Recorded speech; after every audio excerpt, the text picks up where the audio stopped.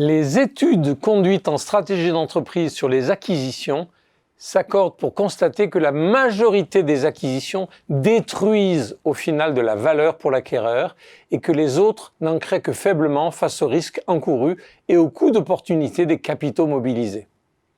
Et pourtant, les dirigeants continuent à chasser des proies susceptibles de tomber dans leur escarcelle, fût-ce en les surpayant. Pourquoi ?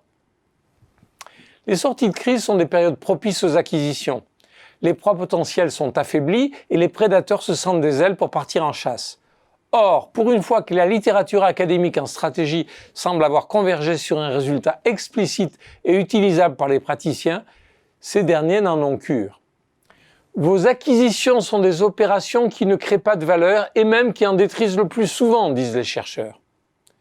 Cause toujours, la chasse reste ouverte, semblent répondre les dirigeants.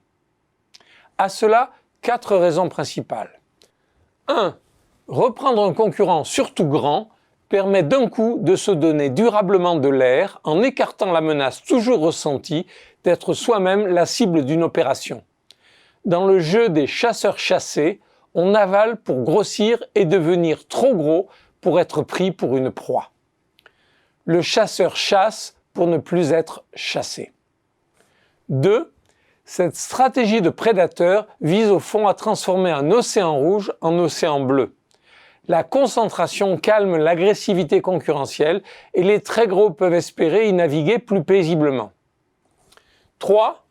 La perspective d'accéder durablement à une place au soleil, même si elle est cher payée, est perçue comme compensant l'absence de création de valeur, mesurée en termes financiers pour l'actionnaire de l'acquéreur. Une fois n'est pas coutume, le stratégique l'emporte ici sur le financier. Et le dirigeant acquéreur fait coup double s'il parvient à convaincre les marchés financiers qu'ils y gagneront dans la durée.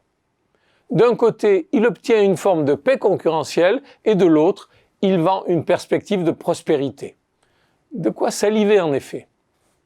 4. Une acquisition étanche la soif de puissance des dirigeants. Les Grecs avaient un mot pour ça, hubris. Par là, il faut entendre un excès d'arrogance teinté de folie des grandeurs. L'hubris, c'est ce que les héros font quand ils se pensent supérieurs aux dieux.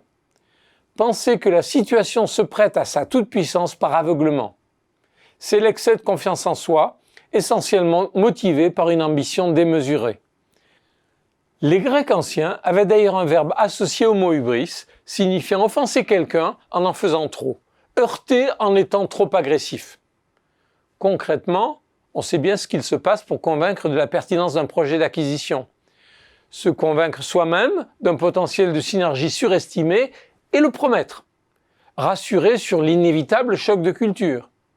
Communiquer sur une fusion entre égaux quand les acquis devront passer sous les fourches codines de l'acquéreur. Nier les difficultés de réorganisation post-acquisition, etc. Et la presse contribue à entretenir l'hubris, comme quand elle évoque l'âge d'un Antoine Frérot, président de Veolia, pour expliquer qu'à moins de 2 ans de sa sortie, c'est le moment de faire un gros coup, en l'espèce l'acquisition de Suez, le concurrent historique. Tout ceci pour expliquer pourquoi, malgré ce qu'en disent les chercheurs, il y a eu, il y a et il y aura des acquisitions.